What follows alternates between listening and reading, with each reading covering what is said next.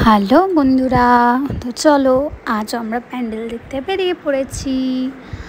রাস্তায় দেখো আলোগুলো কি দারুণ করেছে, তোমাদেরকে একটু দেখিয়ে দিলাম। আর এই যে প্যান্ডেল, এটা হচ্ছে শঙ্করতলার প্যান্ডেল।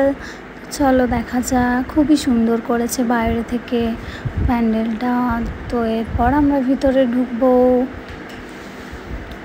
আর দেখো সামনে কত সুন্দর লণ্ঠন ঝুলছে।